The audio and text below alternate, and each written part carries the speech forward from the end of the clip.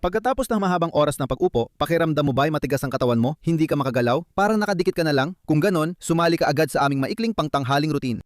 Sa loob lang ng 10 minuto mapapagalaw mo ang buong katawan mo at mas magiging maginhawa ang pakiramdam mo. Bakit nga ba ang sarap sa pakiramdam ng ganitong routine pagkatapos ng matagal na pag-upo? Kasi tingnan mo, ano ang nangyayari kapag nakaupo ka?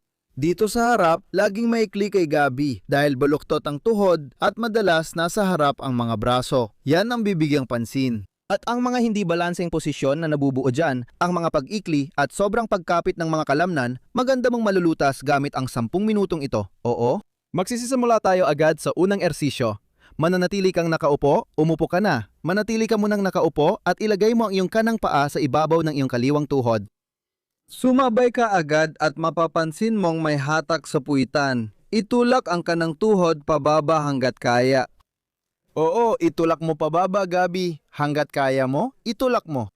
Kapag di mo na kaya, iwanan mo lang ang paa sa posisyon at unti-unti kang yumuko pasulong. Oo, dahan-dahan mong hilahin ang sarili mo sa harap. Saan masakit? Sa kanang puwitan, nagsisimula ang kirot. Huminga ng malalim, gabi na. Kayo rin sa bahay, huminga ulit palabas. Habang humihinga palabas, pumasok palalo. Pagkatapos, manatili ka sa harap, huminga ng malalim at pumasok pa ng kaunti. Sige, ngayon ilapag mo ulit ang kanang paa mo. Ilapag ang kaliwang paa, hilahin sa harap at ikumpara ang magkabilang gilid. Alin ang mas madali? Ngayon, itulak ulit pababa ang kaliwang tuhod hanggat kaya. Pagkatapos, dahan-dahan mong ilapit ang katawan mo. Dahan-dahang ilapit ang katawan. Oo. Ngayon, mararamdaman mo ang paghatak sa kaliwang puwitan. Ngayon, luluwagan natin ang kaliwang puwitan. Oo, patuloy lang yumuko paabante. Huminga ng maayos at hanapin mo ang antas ng pag-unat na kaya mo pang tiisin ng maayos. Malalim na hinga at labas. Palagi kang patuloy na umaabante. Ulitin at huwag bumalik. Babalik lang sa huli, ha? Lagi ka pang pumapasok. Sige. Ngayon, lalabas ka ulit. Ilalagay ang mga paa ng magkatabi, uupo ka ng todo paatras hanggang sumandal ka at itutulak ka pa ng sandalan hanggang nasa sandalan ka na. At ngayon, iunat mo ang itaas na bahagi ng likod mo paatras. Subukan mong iunat ang itaas na likod mo hanggat kaya mo. Oo, depende sa sandalan mo, gamitin mo ito bilang panlaban para mas practical kang makayuko paatras sa ibabaw ng sandalan. Tulad ni Gabi, pwede mo ring iunat ang ulo paatras para gumaan ang pakiramdam sa harap. Huminga ka ng malalim, papasok at palabas. At subukan mong dagdagan pa ito ng dagdagan. At pwede kang lumabas sandali paminsan-minsan. Magsimula ulit kumbaga para mas makuha mo pa ang tamang pakiramdam sa mga anggulo. Kailangan nating manatili doon sandali para unti-unting lumuwag ang mga bahaging masyadong maigsi at masikip. At pagkatapos, lalabas ka ulit. Ngayon, isipin mong ilalagay mo ang mga braso mo sa gilid. Itaas mo ang mga braso mo ng pahalang sa gilid. Ngayon, hilahin ang mga braso paatras. Nakaharap sa harap ang palad. Hiilahin ko ang braso paatras, sasandal din paatras at iuunat ang katawan. Tama yan. Oo, ngayon isasama na ang mga braso. Hilahin mo ng dahan-dahan paatras ang mga braso mo. Dahil kapag laging nakaupo, nagtatrabaho sa keyboard, kumakain o nagbabasa, nasa harap ang braso mo. Kaya kailangan nating balansihin ito. Huminga ka ng maayos habang ginagawa ito. Pwede kang huminga ng malalim, papasok at palabas, at sa paghinga palabas, subukang hilahin paatras ang mga braso mo. Huminga, manatili, at huminga palabas. Sa paghinga palabas, mas umatras ka pa. At isa pa, huminga ka ulit, huminga palabas at umatras ka palalo.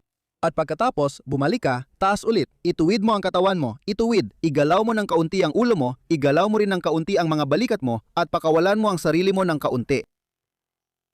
At ngayon, ibuka mo ulit ang mga braso mo sa gilid at ngayon ay medyo mas mataas sa anggulong ito. Dahil dito naman, mahihila ang ibang bahagi ng mga kalamnan sa harap. Pagkatapos, hilahin ang mga braso pabalik at yunat ng todo, sabay itulak paatras at isama ang ulo. Tiyaking hindi mo babaguin ang anggulo habang ginagawa ang ehersisyong ito. Huminga kang malalim, tapos habang naglalabas ng hangin, hilahin pa ng konti. Pansinin mo ang tindi. Mayroon kang 2 o 3 bahagi, ang itaas na likod, balikat at batok kung saan mo mararamdaman ang epekto. Tama ba? Laging ayusin sa paraang kaya mo pa ring tiisin ng maayos. At huminga ulit ng malalim, palabas at tuloy lang. Oo, opo. Si Gabi ay nagsusumikap at nanginginig na. Okay lang yan. Ibig sabihin, ginagamit mo kalamnan na hindi sanay. Balik ka ulit sa tuwid na posisyon, Gabi. Igalaw ng kaunti ang ulo, iwas-iwas ang braso at mag-relax. Tama, at tapos na agad ang pahinga. Bumalik ulit sa likod, ilagay ang mga braso sa gilid at ngayon, pumunta ka sa 45 degrees. Sapat na yan at hilahin mo ang mga braso paatras. At yunat mo paatras. Tama. Oo, baka mas mataas pa. Ayos na yan, hilahin paatras. Lalong humihirap, ramdam mo, di ba?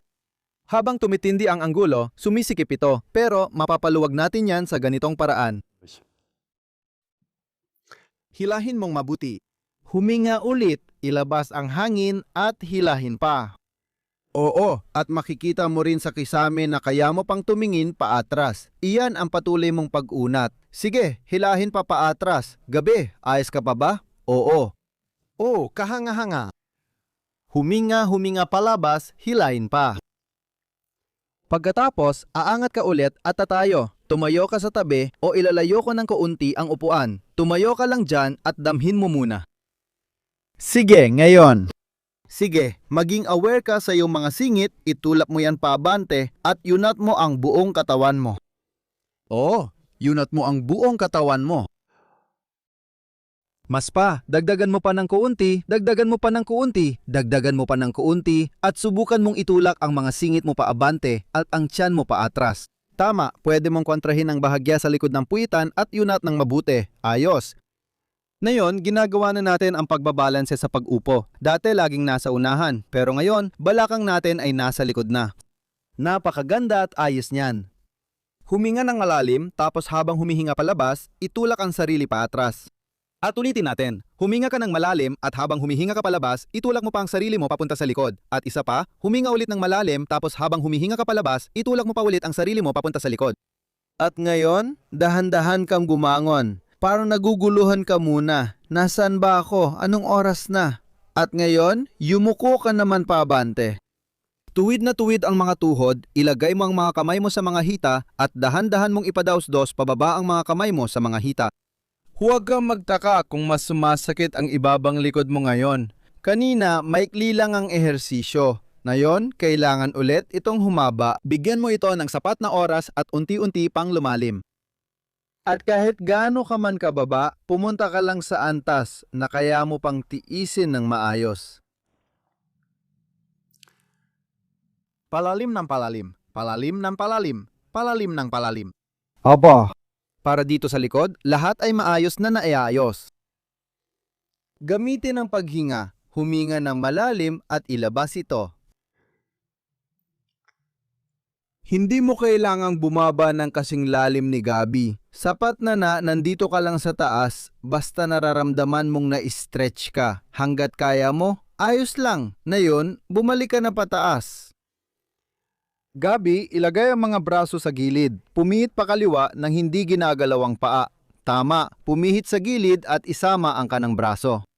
Oo, tama. Tuloy lang at lumiko. Hilahin mo pa kaliwa. Subukan mo. Tingnan mo. Nandito ako. Subukan mong pumihit palalo. Sige, konti pa, konti pa, konti pa. Konti pang pihit at konti pang pihit at konti pang pihit. Huminga ng malalim, habang humihinga palabas, ituloy mo. At tingnan mo dito, ayan, ayan, konti pa, ayan, konti pa. At ang mga mata mo, nandito ako, nandito ako. Iikot mo ng todo, maganda ito para sa disk ng gulugod. Napipiga sila, lumalabas ang dumi at pumapasok ang sustansya. Mamaya, babalik tayo sa harap. Konti pa, at ngayon balik na ulit sa harap. At sa kabila namang side. Oo, sige, sa kabila namang side. Tatayo muna ako dito. Oo, subukan sumunod sa akin. Subukan mong sumunod. Dito gamit ang kamay, ulo at mga mata. Halika, huwag igalaw ang mga paa, huwag iikot ang mga paa. At sumunod ka lang. Sumunod ka at magsikap kahit sa bahay. Kapag nagsumikap ka ngayon, gaganda ang pakiramdam mo mamaya. Oh, kaunti pa, kaunti pa, kaunti pa. At bumalik ka ulit sa harap. At ngayon, iwagayway mo ng kaunti ang mga braso at mga binti mo. Yumuko ka ulit paharap. Yunat mo pa ng todo pa atras. Dumukwang ka ulit pa kaliwa. At sa kanan naman sa gilid. Oh, sige. At umikot ka ulit pa kaliwa. At umikot ka ulit pa kanan. Iwagayway mo ulit ang braso. Tapos, kahanga-hanga, kahanga-hanga, kahanga-hanga. Tapos na tayo. Ang 10 minutong ito ay kaya ng kahit sino at maaring magdala ng pagbabago. Ramdam mo na, di ba? Huwag mong sarilinin ang saya. Ipadala ang video na ito sa kakilala mong laging nakaupo. Magpapasalamat siya sa iyo kapag mas maluwag na ang galaw niya pagkatapos at mas komportable na ang pakiramdam niya.